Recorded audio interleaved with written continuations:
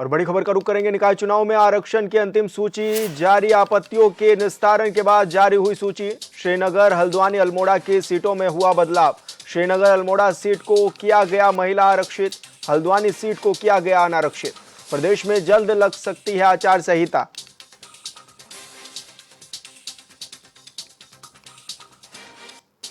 तो बड़ी खबर आपको बता रहे हैं, जहां पर श्रीनगर अल्मोड़ा में भी ये बदलाव किए गए हैं।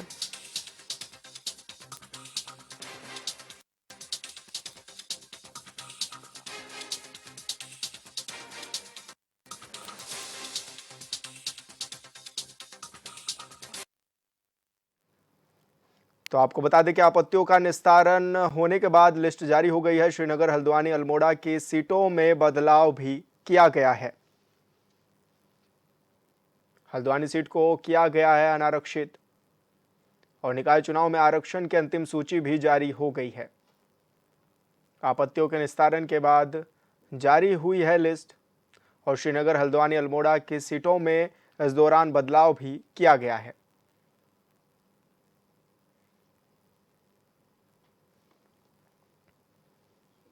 तो बड़ी खबर आपको बता रहे हैं।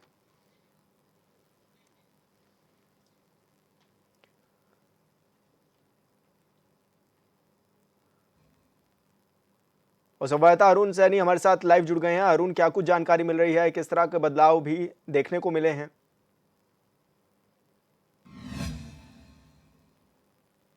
अरुण, आपको आवाज मिल पा रही है? लगता है संपर्क टूट गया है। दोबारा उनसे जुड़ने की कोशिश करेंगे। तो आपको बता दें कि कुछ सीटों पर यह बदलाव भी किए गए हैं। लगातार आपत्तियां भी दर्ज की गई थी। 1000 से ज़्यादा आपत्तियां प्राप्त हुई थी इस दौरान। और संवाददाता अरुण सैनी हमारे साथ लाइव जुड़ गए हैं। अरुण, क्या कुछ जानकारी मिल रही है, किस तरह के बदलाव किए गए हैं? जी विशाल, बिल्कुल देखिए, निकाय चुनाव का रास्ता प्रदेश में बिल्कुल पूरी तरीके से साफ हो चुका है। और जिस तरीके से जो आरक्षण लागू किया गया था, उस आरक्षण के बाद कई आपत्तियां भी आई और हजारों आपत्तियां जो है प्रदेश में जो आरक्षण लागू किया गया था निकायों में, उसको लेकर मिली भी। उनका निस्तारण के बाद अब अंतरिम सूची जो है वो जारी कर दी गई है, जिसमें कि श्रीनगर और अल्मोड़ा और हल्द्वानी, इन नगर निगमों में बदलाव किए गए हैं। श्रीनगर और अल्मोड़ा को महिला सीट जो है बनाया गया है, तो वहीं हल्द्वानी को अनारक्षित जो है वो किया गया है।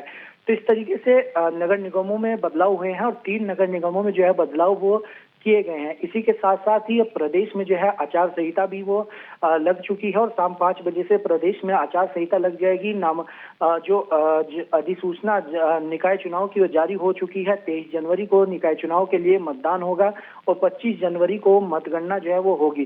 तो इस तरीके से अब प्रदेश में निकाय चुनाव होने हैं और निकाय चुनाव को लेकर के अब पूरी तरीके से जो है रास्ता साफ है। और अब जो है सभी राजनीतिक दल अपनी अपनी तैयारियों में पहले से ही जुटे हुए हैं और अब धीरे धीरे जो है अब प्रत्याशियों की घोषणा वो होनी शुरू हो जाएगी और अब सभी राजनीतिक दल अपने अपने प्रत्याशी की घोषणा में जो है वो लग जाएंगे। माना जाए, ऐसे में क्या माना जाए अरुण कि किस तरह की तैयारियां भी हैं प्रदेश सरकार की, क्योंकि लगातार लंबे समय से ये जद्दोजहद भी चली आ रही है? जी विशाल, बिल्कुल देखिए, अब लगातार जिस तरीके से सरकार के द्वारा ये कहा जा रहा था कि चुनाव जल्दी कराए जाएंगे और अब 20 जनवरी तक ये माना जा रहा था कि प्रदेश में चुनाव होंगे, तो अब जो है चुनाव की तारीखों का भी ऐलान हो चुका है। 23 जनवरी को मतदान होगा और 25 जनवरी को मतगणना जो है निकाय चुनाव के लिए होनी है। तो इसके लिए तमाम तैयारियां जो है वो निर्वाचन आयोग के द्वारा भी की गई हैं। शहरी विकास विभाग के द्वारा लगातार तैयारियां की जा रही है और अब आगे तैयारियां किस तरीके से होती हैं, कितनी तेज गति से और तैयारियां होती हैं, ये तमाम चीजें अब आने वाले समय में जो है वो देखने वाली होगी। हालांकि निकाय चुनाव को लेकर के सरकार पूरी तरीके से जो है, राज्य निर्वाचन आयोग पूरी तरीके से तैयार दिखाई दे रहा है। जी बिल्कुल अरुण, बहुत शुक्रिया आपका तमाम जानकारी साझा करने